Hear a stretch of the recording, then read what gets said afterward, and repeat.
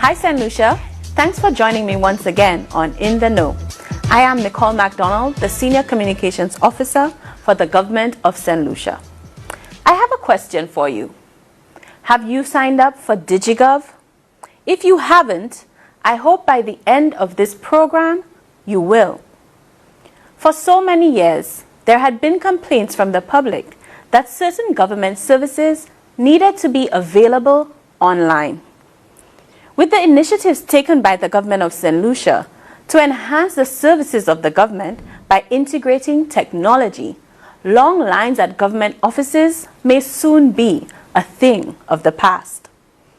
Already, at the touch of a fingertip, St. Lucians from all over the world can access services within the transportation sector due to St. Lucia's digital integrated e-services platform, an online one-stop government shop, digiGov. This is thanks to the hard work of the Public Service Ministry, the Minister for Transport, Honorable Guy Joseph, and the team at the Department of Transport.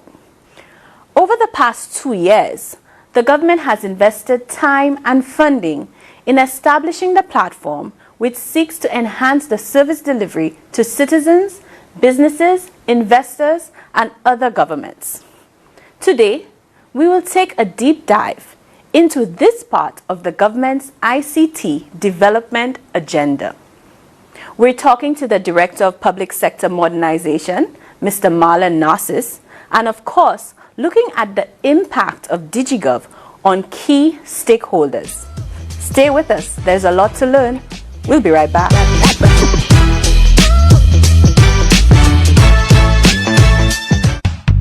We can win this war. Get vaccinated. We're taking our life back. Get vaccinated. The COVID-19 vaccination drive is mobile and coming to you. There you can get the vaccine. It will protect you from developing severe outcomes of COVID-19 and make you less likely to spread the virus to others. It will also help you get your life back. Most of all, you will be doing your part to help St. Lucia bounce back from this pandemic. Visit the Ministry of Health and Wellness and Bureau of Health Education Facebook pages for the mobile vaccine schedule, and let's take our life back. Get vaccinated. This message is brought to you by the Bureau of Health Education of the Ministry of Health and Wellness. Wait, boss. No, sorry. Excuse me, boss. Can I please be excused to go pay my driver's license? Okay, I have to do mine as well. I'll do it later. Okay, I'll see you on the line. This is Edgar. He's going on the line. This is Caleb. Caleb does not go on the line. He takes care of his transactions online. Caleb uses the digiGov platform. With digiGov, he can access and pay for government services using a computer, tablet, or mobile device. digiGov allows you to apply for and renew your driver's and vehicle permits, submit registrations, and pay fees at various other government agencies. Simply get online and sign up for a digiGov account today. Sorry it took so long, boss. Traffic was hectic, line was long. You'll not make it today? Make it? I'm done. Come. Don't be like Edgar. Be like Caleb. Take back your time, get off the line, and get online with digiGov, serving people and businesses with that island love. Hi, I'm Huma, and if you're like me, then you like to stay COVID-19 ready by arming yourself with information.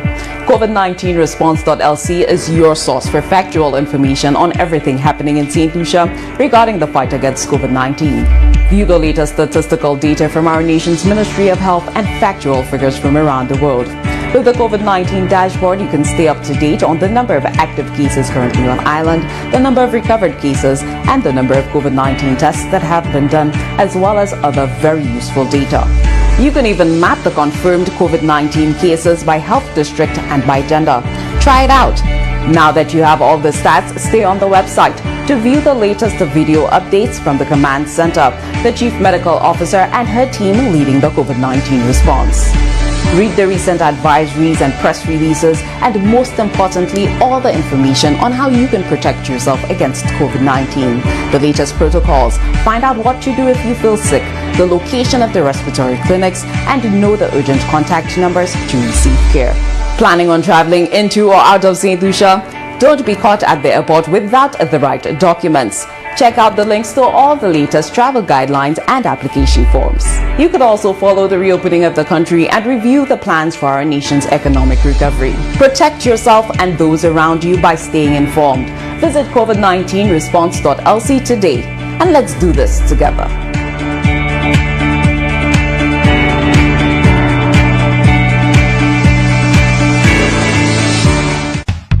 We can win this war. Get vaccinated. We're taking our life back.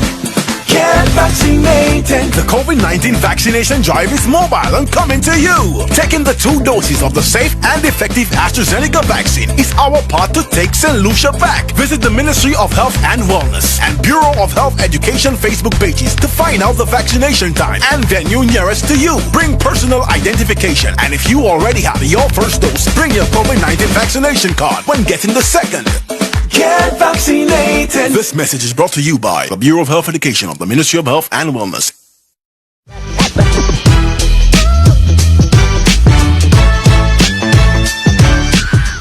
Welcome back to In the Know. Today we're talking digiGov and the success we have had so far in modernizing the public service and improving access to government services. Driving these modernization efforts is the Department of the Public Service. Pay attention to my interview with Marlon Narcisse to find out more about the services available and even more about how young people interested in the digital economy can tap into new opportunities. Thanks again for joining us on In the Know. We're talking digiGov today. I'm trying to give you all the information you need on understanding exactly what digiGov is and how you can access the platform, and even discussing where we are as a government in terms of our information communications and technology agenda. We're talking today with Chief ICT Officer, Mr. Marlon Narcisse. Thank you for joining me. Thank you for having me on the show today. Okay, great. Thank you. I really want us to break down for the public what exactly is the ICT policy, and then we can get into digiGov and what the intent is, because I know there are major plans for the future in terms of the public being able to access services of the government online, and obviously even maybe for the public servants themselves to be able to use technology more in the work that they do every day. So let's just start with the ICT. What is the agenda? Where are we going with ICT in government? Okay, thank you for that question, and good morning, good evening to your listeners. I would just like to say that the government has embarked on a digital transformation agenda, a very aggressive agenda, to focus on the expansion of the digital economy through specific ICT interventions across the various sectors of the economy. So within our national ICT policy and sectoral alignment strategy, we're focusing on some key sectors in the economy like education, health, tourism, agriculture, government itself, and also looking at ICT as a business and how we can grow that ICT business sector to have a bigger contribution to the GDP of government, of the country. And so we embarked on the digiGov platform as a catalyst for that digital agenda in an attempt for us to be able to grow that digital ecosystem through the use of cutting-edge technology and innovation, and also bringing the private sector along through that process. Okay, what has that process been like, especially as you just said in terms of incorporating the private sector? There would have been a lot of consultation. Yes. What is it that people were clamoring for in terms of government services that they wanted easier accessibility to? Well, one thing that we recognize is that the private sector wants to be involved and participate in helping government formulate that policy agenda. And so the consultations took that framework, and essentially we were able to get a lot of feedback from the private sector, a lot of feedback from our internal stakeholders within government, and just looking at what we know that were the the requirements of the public at large, we decided, okay, let us look at what would be those high capacity services that government offer, which of those that are most in high usage, and then we can then frame our policy around that and develop an ICT solution that would then facilitate the public being able to access government services. So more basically what you're saying is you looked at places that had long lines. Yes, more or less, yes. Yes, so so let's get to where we started. The pilot was really with the transportation sector. Yes. Over the years we've heard so many complaints about persons having to go into the transport department and basically access some of the services that are there, in keeping with, you know, the way the world is moving. People are very busy, so taking time off to do that was very difficult. So explain to us, obviously, why we decided to start in that sector. What are some of the services we had to put online, and what was going on behind the scenes to get that going? Yes, so the Department of Transport is our proof of concept for the digiGov implementation. Proof of concept, explain that before you move on. Yes, okay, so the proof of concept is more or less our pilot site where we looked at several other major activities that need to take place now and how it would support future decisions. So, for example, we also going to be implementing a national authentication framework, which is more or less the government's identity management system. And we thought that where would be the better government entity that we could review those processes, put in those efficiency gains through the use of technology, but also see how best it can lay the platform for us to catapult to the other major component of the project, which is the National Authentication Framework. And so we decided to select the Department of Transport, again, considering the long lines and just, you know, addressing the outcry from the public for better service. Okay, what was the behind the scenes of getting this going with the transport department? So we had several stakeholder engagements, several user acceptance training programs and change management programs, just to ensure that the users of the system at transport were very familiar. They were the ones who provided us with all of the insight into their needs, and also looking at the requirements of the public as well. And so the behind the scenes is up to today. It's still ongoing. But one of the good things about the platform and how we were able to engage the public is through our social media presence. We've been able to get a lot of feedback from the public and actually have included that feedback into some of the revised requirements for the system, and over time we're making those changes. As it stands now, how many services are available?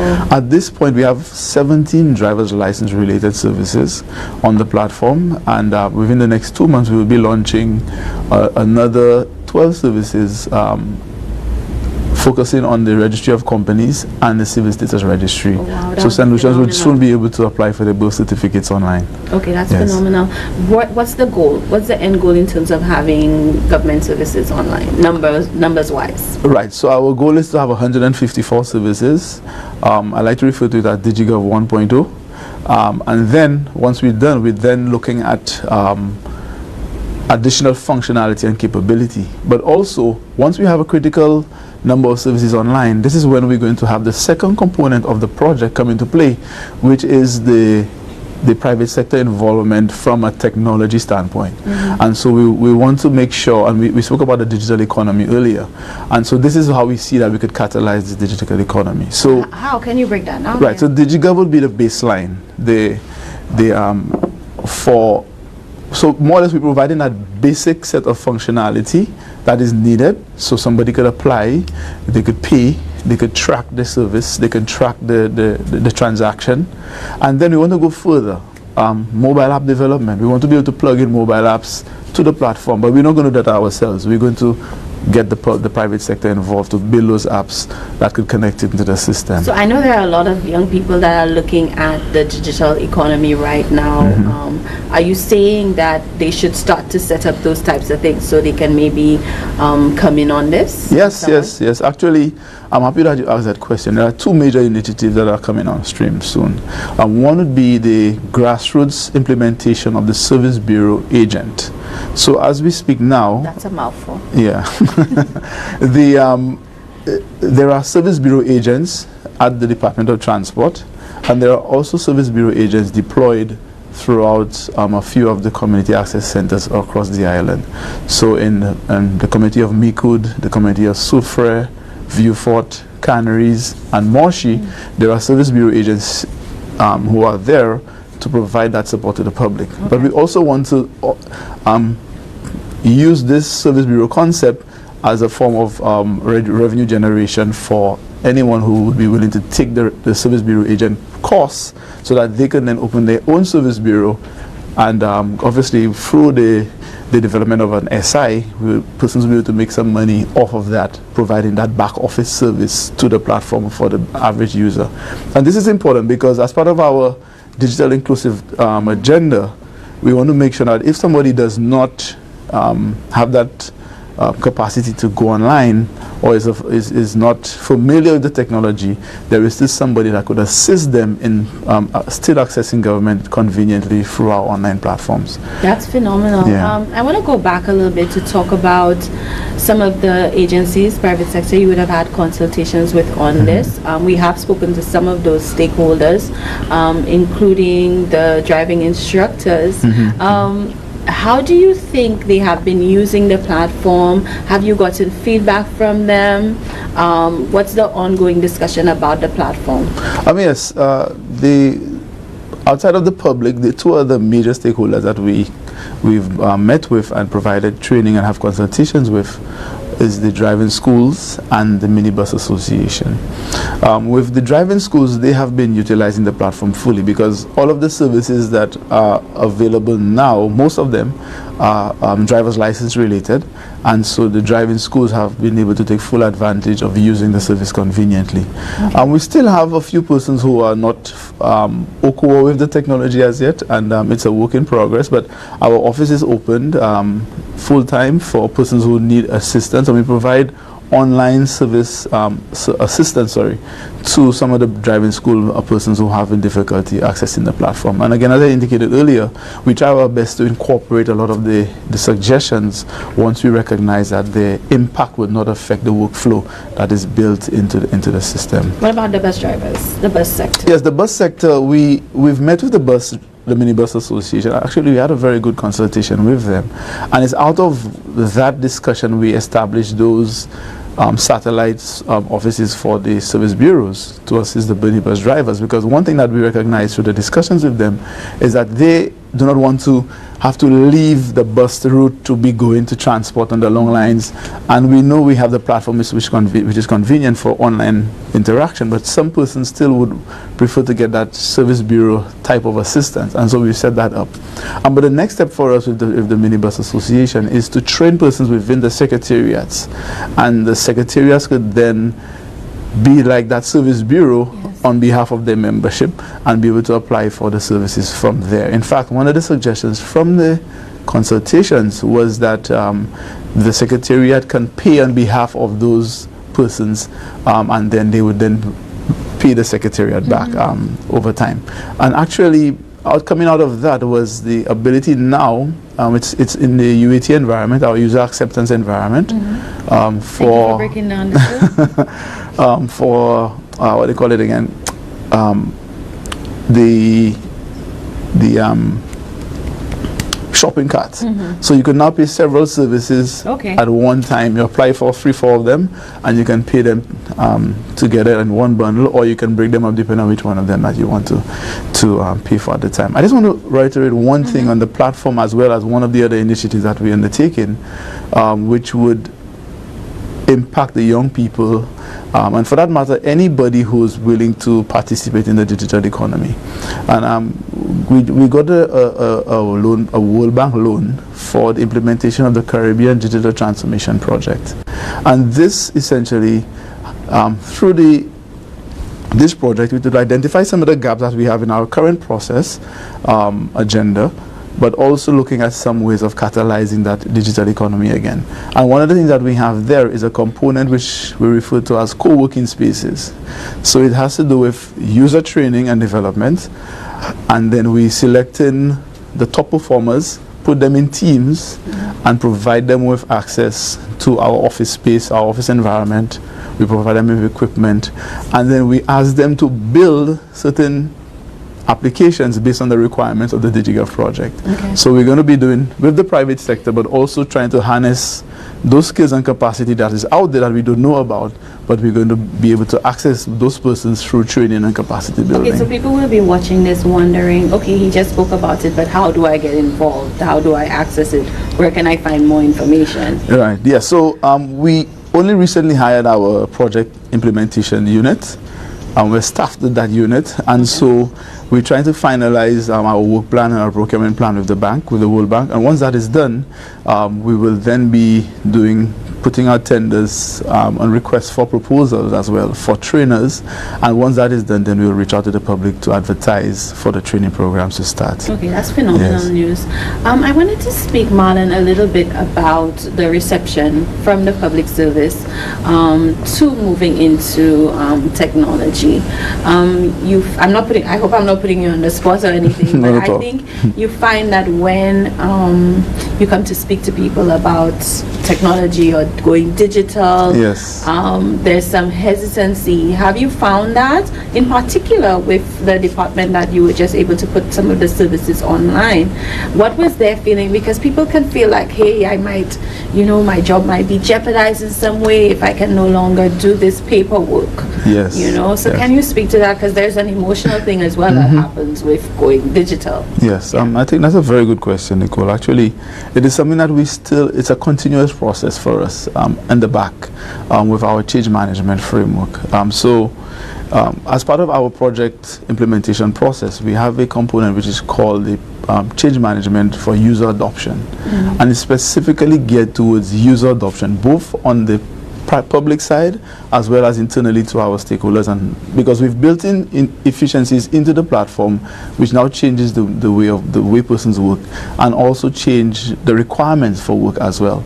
And so we focus heavily on user training, and so the user acceptance testing that I spoke about was specifically geared towards those persons on the inside, and to ensure that there was buy-in from the start, we incorporated all of their proposals, their suggestions into the revised 2B processes that is now existing in the platform. So as I said, it's an ongoing process. We do encounter those change management issues from time to time, but I think it's important that the beneficiary agencies embrace that change so that they could assist us in embracing and assisting their staff members in embracing the new technology and the change going forward. I think that there are some very mundane tasks that can be done digitally, and that people can move on to other things. Their job descriptions can maybe be heightened or improved, and maybe they can focus more on being trained in certain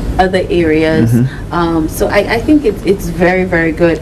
I wanted to speak a little bit about the security aspect of it from the public end. Is my information secure?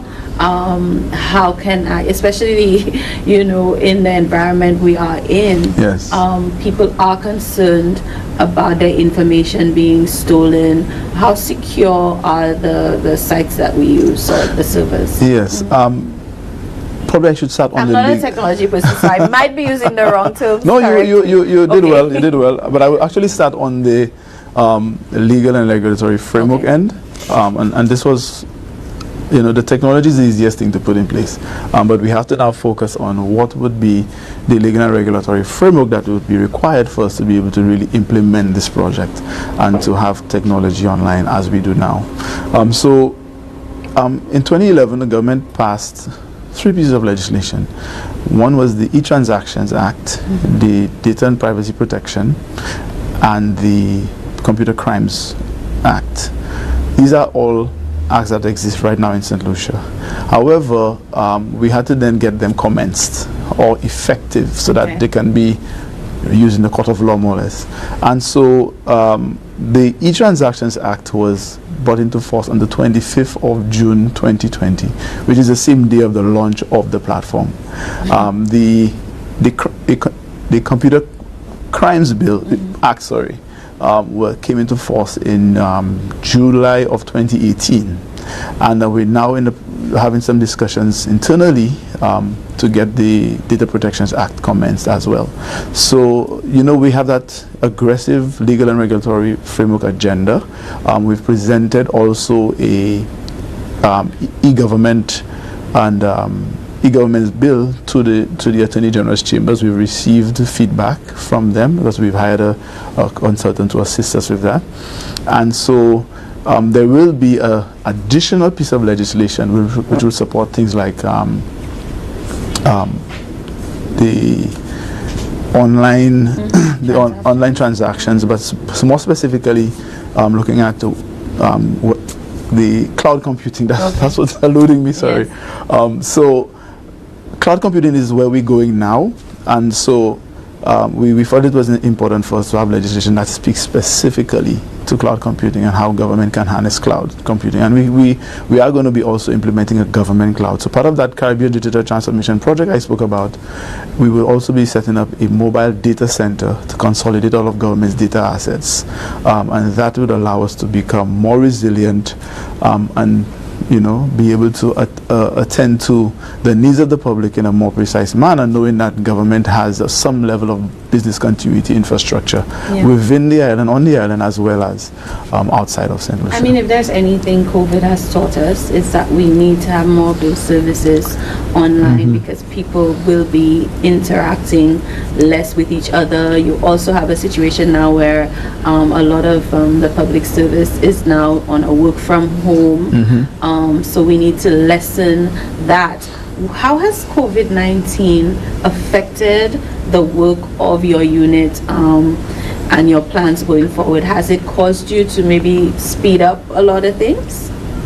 I would not say that it caused us to speed up, because our agenda, we started this process in 2018, and so some of the feedback we got initially was, hey, because of COVID we started doing this. There was a substantial amount of work that went into this before, so we needed to conduct an assessment of every single agency. We have 13 agencies that are part of this project, and we've identified 154 services from those agencies. And so for each of these agencies and each of these services, we have to go through an as-is analysis, so understand what exists on the ground, then develop another document where we look at all of the to-be, how we want the system to look, how we want it to work. And then based on that, we have to develop the requirements, get the users to accept that requirement, and then begin building the platform. So that cannot happen in a 1 month period. It took us at least 18 months to get to the point where we could at least started building the platform. How did y'all feel when people were saying it's only because of COVID? It was a bit disappointing to that we would have gotten that type of feedback initially, but I think that because the platform has come in, I could probably even say to the public now that you, the public, have now had over 14,000 transactions on the platform, right? And out of that 14,000, 33% of those transactions have been online. So this is remarkable, just for 17 services in less than a year. And so we're hoping that by the time we have ROSIP on, we have civil status on, we have commerce on, Civil status will be huge. Yes, it'll be huge. I need to get my birth. And it's amazing the number of times that persons apply for birth certificates in St. Lucia, and even the driver's license. We have such a large number of young people applying for the driver's license. It's amazing. And so, when we're just looking at all of that feedback, we felt that we know that we're going in the right direction, and the public would definitely benefit even further once these other services come online. Is it exciting for you and your team seeing this actually come to fruition? Because even when I was in the media, I used to hear about this a lot, and I'm actually quite impressed by the amount of work that you guys have been able to do. What does this achievement mean to you, and where you see yourself in 2021, 2022? It's very exciting. It's very fulfilling. We work very long hours because that's what the job requires, but it's just such a rewarding feeling to know that you could provide a service that everybody needs, and even sometimes in the one-on-one interaction. So, for example, I'm a service bureau agent myself. I have a help desk account, and sometimes when Johannes or Denise are busy doing other things, and the reception. Mr. Narcisse, there's somebody who needs some assistance on digiGov. I said, okay, forward it to me. I will go on the account and provide that one-on-one assistance. And so the same training that we provided to those users, I sometimes have to use those same training myself. So it's really, really nice and really interactive. So let's give a shout out to your team. Let's see if you can remember all their names. Go. Okay, so we have Johannes Kodra. He is our technical lead on the project. Denise Joseph, she's our change management lead. The PS, Peggy Ansudat, she is our sponsor and provides a lot of overhead and oversees our implementation. And myself as a project manager for the project. We also have Ms. Ashley Marshall. She assists us on the social media end. So we constantly expanding our social media space, and we're on Facebook, we're on Twitter, we're on Instagram as well, and so we try to provide as much information to the public through those channels. We recently started our traditional media platform, so we're now advertising on the radio and on the television as well. In fact, last week I was on Choice Solutions, again trying to reach out to the public and to meet them where they are. One of the things that we say, we want to meet you where you are at your convenience, provide you the service, and give you as much information as possible. So what's the first step for the public in terms of accessing the services? Right, to access the service, you need to go on www.digigov.govt.lc. If you're not registered, you could register there. Once you've registered, you could apply for any of the 17 services that are online. We also get the question, but my driver's license don't need to be renewed. We say, okay, but yes, we also need to register persons for our national authentication framework. So in the future, when you need to apply for or do your taxes, you will not have to go and register again, right? When you have to register a business, you're already on the platform. You need a birth certificate, you're already there. And the platform will also provide you with notifications. So from the 54,000 drivers that are on the original database, those persons who left a cell phone number, the system will actually give you a notification that your driver's license will be up for renewal soon. So you'll not be caught off guard. You'll not be caught off guard. And in fact, in the process we've built so somebody can actually renew their driver's license 3 months ahead of the time that is scheduled for renewal. Yes. I'll give you the final word, Marlon, just to let the public know, like, where you see this going. What is your ultimate goal for improving the government's accessibility by the public? Yes, I'm happy for this opportunity, Nicole. In fact, as you said that, it reminded me of something I wanted to make sure that I mentioned. The Prime Minister a couple of weeks ago mentioned the digital certificate, the COVID digital certificate. We have been integral in that process, and so within the next 2 weeks or so, persons will be able to access digiGov to apply for a digital certificate after they receive both doses of the AstraZeneca vaccine. The platform is flexible enough to accommodate any other vaccine that we may have on island, and so I think all of these types of activities just gives more legitimacy to the platform as well.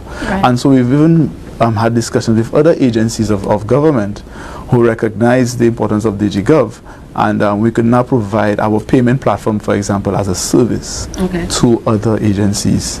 And the national authentication framework could also be as a service, not to other government agencies, but also to the private sector.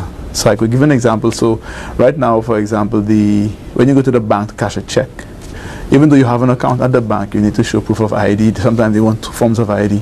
That will be no more once the bank could integrate with us, because we now have all of the information that they would need required for them to verify who you are, right? So the digiGov platform is going to expand our digital ecosystem.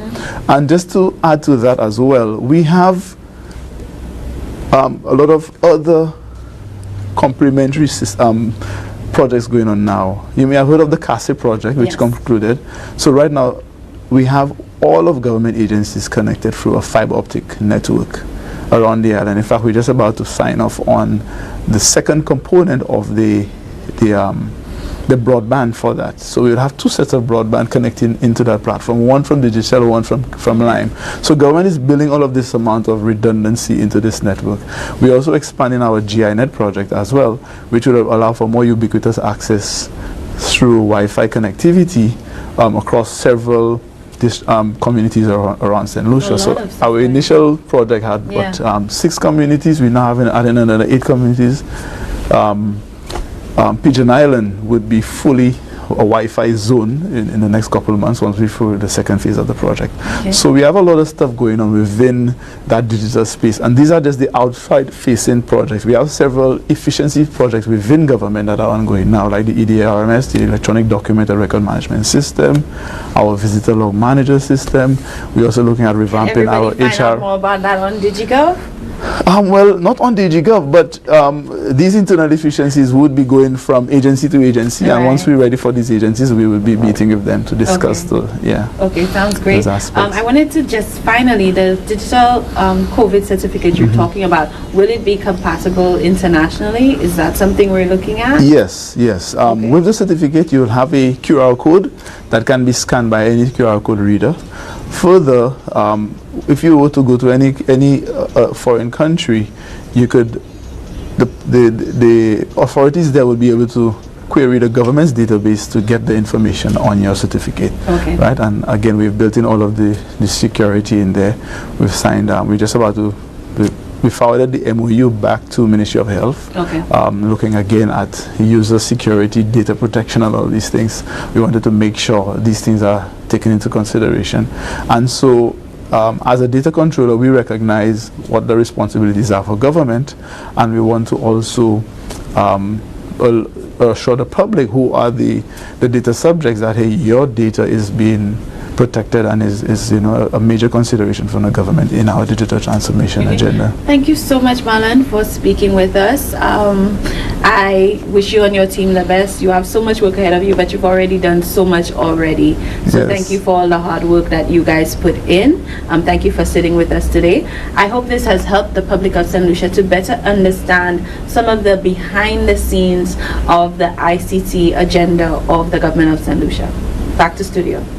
Thank you so much, Marlon. Remember, people, stay close to the Office of the Prime Minister's official Facebook pages and the Public Service Ministry to find out more about the digital economy. And those of you who are developing your own apps or gaining training in the digital world, you're heading in the right direction. How has digiGov impacted key sectors? When we come back, we speak to the people who have a direct link to the transport sector and hear their true feelings about digiGov. Does it really work? Come right back to find out.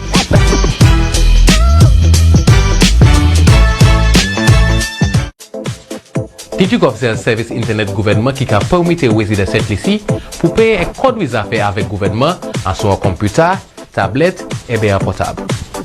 digiGov facile et à l'aise, mais vous pouvez pour enregistrer avant au service. Pour enregistrer, vous avez besoin de licence chauffeur qui n'y valait, numéro NIC et l'adresse email qui n'y valait. Pour enregistrer pour servir digiGov, ouvrez un web browser sur computer et mettez www.digigov.govt.lc. Vous avez une fenêtre qui est ouverte devant vous. Touchez le bouton qui dit Sign Up. Mettez des détails. Genre, numéro NIC, passeport et licence chauffeur. Et touchez le bouton qui dit Check. Yon fenêtre qui est ouverte devant vous qui n'y a information. Mettez l'adresse email et touchez le bouton qui dit Submit pour continuer et puis travailler l'application. Vous avez un email qui a des détails login et password. Retournez à la fenêtre login et entrez le numéro NIC et password là pour joindre un email. Vous ne pouvez enregistrer un password neuf pour continuer. Mettez un password neuf, vérifiez et après touchez le bouton qui dit Submit. Après, un fenêtre neuf qui est ouvert qui n'y a pas pour mettre des détails l'adresse et information pour faire contact avec vous. Touchez le bouton qui dit Submit pour changer les détails. Vous avez une boîte de conversation qui est pas web. Touchez le bouton qui dit OK pour continuer. Ça c'est tout. Actuellement, ça service digiGov. Si vous avez des problèmes avec l'assistance, visitez les Digital Transport et téléphonez le numéro 468 6300 digiGov. certain people and businesses. Hi, I'm Huma, and if you're like me, then you like to stay COVID-19 ready by arming yourself with information. COVID-19response.lc is your source for factual information on everything happening in St. Lucia regarding the fight against COVID-19. View the latest statistical data from our nation's Ministry of Health and factual figures from around the world. With the COVID-19 dashboard, you can stay up to date on the number of active cases currently on island, the number of recovered cases, and the number of COVID-19 tests that have been done, as well as other very useful data. You can even map the confirmed COVID-19 cases by health district and by gender. Try it out. Now that you have all the stats, stay on the website to view the latest video updates from the command center, the chief medical officer and her team leading the COVID-19 response. Read the recent advisories and press releases, and most importantly, all the information on how you can protect yourself against COVID-19. The latest protocols, find out what to do if you feel sick, the location of the respiratory clinics, and know the urgent contact numbers to receive care. Planning on traveling into or out of St. Lucia? Don't be caught at the airport without the right documents. Check out the links to all the latest travel guidelines and application forms. You could also follow the reopening of the country and review the plans for our nation's economic recovery. Protect yourself and those around you by staying informed. Visit COVID-19response.lc today, and let's do this together.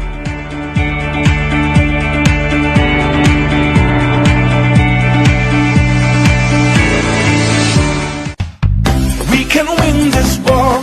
Get vaccinated. We're taking our life back. Get vaccinated. The COVID-19 vaccination drive is mobile and coming to you. Taking the 2 doses of the safe and effective AstraZeneca vaccine is our part to take St. Lucia back. Visit the Ministry of Health and Wellness and Bureau of Health Education Facebook pages to find out the vaccination time and venue nearest to you. Bring personal identification, and if you already have your first dose, bring your COVID-19 vaccination card when getting the second. Get vaccinated. This message is brought to you by the Bureau of Health Education of the Ministry of Health and Wellness. With digiGov, you can access and pay for government services using a computer, tablet, or mobile device. For more information on digiGov, the services, general updates, or customer service, call our Service Bureau agency at 311. digiGov is also available 24/7 online via the website platform, Facebook, Instagram, Twitter, LinkedIn, and WhatsApp. You can also visit ICT centers located in Ancillary, Miku, Moshi, Soufre, and Viewport to access the digiGov platform free of charge. digiGov allows you to apply for, renew, and replace your driver's license, apply for driver's license tests, and much more. Use your own device or visit an ICT center and sign up for a digiGov account today. Take back your time, get off the line, and get online with digiGov, serving people and businesses with that island love.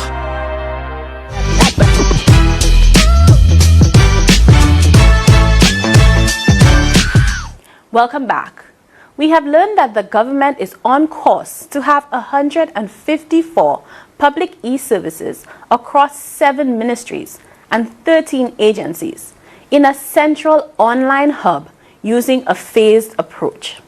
This started pre-COVID, and it has seriously helped to address the challenges and constraints imposed by the COVID-19 pandemic and people-to-people interaction. With over 54,000 registered drivers and 80,000 vehicles, the Division of Transport was identified as the most suitable agency for the digital service integration. Phase 1 of the project involved the rollout of 2 driver-related services: the renewal and replacement of driver's licenses, which included the redesign of the driver's license. Now there are several services from the Transport Department available on the site. I spoke to Avelina Stacy Nelson, our first female president of the National Association of Driving Schools, about her use of the site. My name is Avelina Stacy Nelson. I am the owner of Kickstart Riding and Driving School. Kickstart started as a riding school. My main focus was to encourage persons who ride motorcycle to get licensed. There was a need to add on the driving sector to it, because persons want to get a driver's license and a riding license, so it would have been fitting to join the two. And of course I got encouraged by other driving school owners, to expand the business. So I started that 6 years ago. Over the last 6 years, I pretty much enjoy driving. I enjoy teaching persons how to ride and drive. I think I have the patience for it. So it is a field that I thoroughly enjoy, and plus I'm working for myself, do my own schedule. So it's a beautiful field, the driving school sector. I like the fact that digiGov is a one-stop shop where basically you can have all your services when it's relating to transport. When you have all your services in one location, and you can sit down in the comfort of your own home, your car, and you can execute a service or a task, an application that you want to do. So rather than standing up on a line, you spend more time in your vehicle. digiGov is a new platform. It has its disadvantages and its advantages. One of the difficult things with digiGov is that not everybody is tech savvy. So we have a lot of older instructors who are not able to navigate the system. So it would have taken them a lot of time for them to learn how to operate the system, know where to go. Vis-a-vis somebody who knows how to probably just shop online, it will be easy for them to navigate the system. digiGov would not allow us to do certain things. So right now we are waiting for us to do from automatic to manual. We have not gotten to that point in digiGov where somebody can apply online to move from getting an automatic license to a manual license. That are switching students after the system have closed off. It has reached its limit for a theory booking. We don't have that capability of switching students so that we can continue with the process. So it still has its limitations, but from where it started in June last year and where it is now, it has come a very long way. And I do expect that in the near future we would be able to do our theory online. We'll be able to get our license within a day. After you do your practical outside, go inside, pay the cashier, and move to the information counter and collect your card. The process is getting very easy. I had not too long ago a student who did his practical outside. By the time he got to his house, I was able to tell him that, well, they got a notification that his status was updated, that he passed, and he was able to register on digiGov, apply for his provisional license, and pay for it within the same day. And I think he said he went as far as getting a notification that he could have come in to do his picture and signature at the ministry one time. So that in itself is very good, and he liked that because he wanted to drive for the weekend and he was able to do so.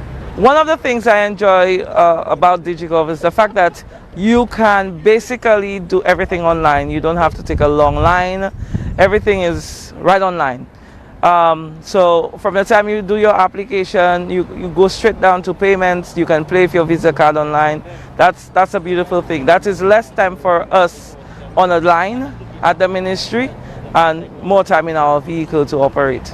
The digiGov platform allows the government to have service bureaus where you don't necessarily have to go to the ministry to do a transaction. So right now you can do transactions in Viewfort, in Miku, in Soufrière, in Ancillary, and Moshi.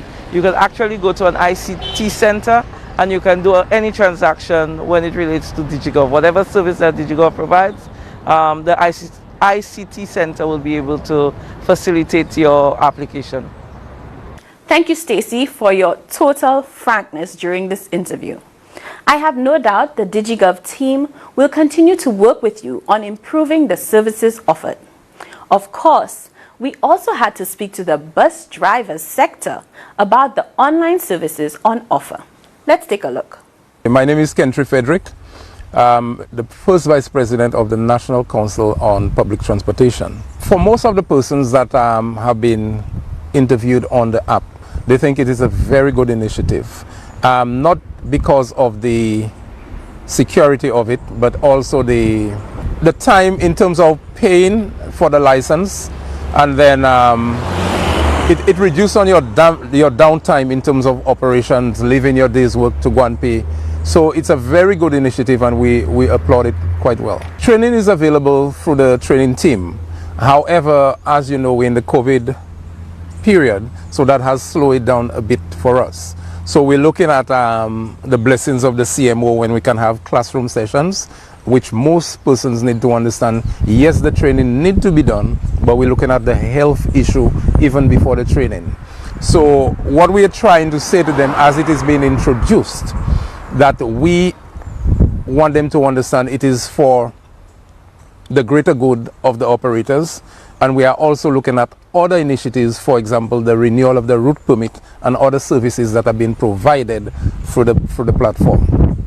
The security of the system we are doing, and the using the app, your downtime is less. So you can, what we are looking at doing is to discuss with the ministry in terms of training 2 or more persons on the executive or those that are computer savvy on every association. So you don't have to, you can renew your license while at work and then collect later. Also, if you are doing the route permit, renewing the route permit, you can do it likewise and then continue working. In discussion with some of the other executive members, we realize, for example, somebody from Soufre, Vieux-Fort, the Southern Belt, having to come up to Castries just to do one thing that you can do within 10 minutes. You know, look at the cost implications. If you look at a lot of different factors, the better aspect of it is to use the platform. In tying it with the cashless system, it makes it a bit more efficient, because the cashless system is designed to have persons travel but not be vulnerable to crime in terms of being picked on or robbed and so on. So when we discuss that during our training sessions, which we believe is very receptive to most of our commuters, our drivers and owners, because the minibus sectors is in 3 separate forms. So you have the route permit owner, you have the driver, and you have the commuter which use the service. So we're trying to do all of that into one. So you know, if you use the platform, you pay your driver's license. When it is available, you can renew your permit, and also the person can travel from point A to point B almost flawlessly. So basically, we're looking forward to the classroom setting and the training session, as long as it is permitted by the CMO and the health team. And we are hoping that the grace to be provided by the training team will still be available to us. The importance of that app is such that you have to understand how the world is evolving, and that, for example, if you work from Vieux-Fort to Soufre in these hard COVID times, and even before that, you have to leave a day's work completely to come up to Castries to pay your driver's license and so on. When you use that app, you basically, as we said, you're online, you have maybe 20 minutes or somewhere thereabout to load on the peg, as we call it. You can actually use the app, do your transaction, and you're good to go. So looking at it, you save time, you save money, and basically everybody is guaranteed that the vehicle they bought in, the driver's license is paid, the insurance is paid, the permit is paid. So we're looking at not just the driver's license, we're looking at the insurance later down the line, we're looking at the route permit. So you are sure that that particular vehicle, and also that the driver is in good standing. So we're not just looking at just one aspect of it. When we are established with the digiGov app, as we said, I think further down the line we will understand that we have done it for the greater good of the commuters and the operators. That was a great look at everything going on with digiGov. Thank you to all the stakeholders that are involved. You heard from the government perspective, but you also heard from the actual people who are using the platform. The government of St. Lucia will continue to encourage the use of technology. And by now, I hope that you have logged on to digigov.govt.lc to access the services available now and in the future. Thank you to the Department of the Public Service, the Transport Department, and of course the ICT team of the Government of St. Lucia. I am Nicole MacDonald, reminding you to stay informed and stay in the know. See you next week. That online on your LinkedIn. Oh, that doesn't change. Well, we put it in the... Yep. Alright, what was the last point I said? For him, I did everything for him. Yeah.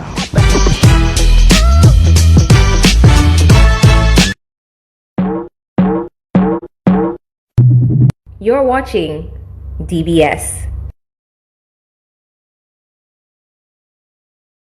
With all that's happening around us, simple adjustments are necessary to keep us all safe. When calling 911, we may need a little more information to deploy the right personnel and protocols. You may be asked about your travel history, signs and symptoms, contact and movement history, and whether others in your household are exhibiting similar symptoms. Please be patient and cooperative during this time to ensure you receive the best possible care while keeping our first responders safe.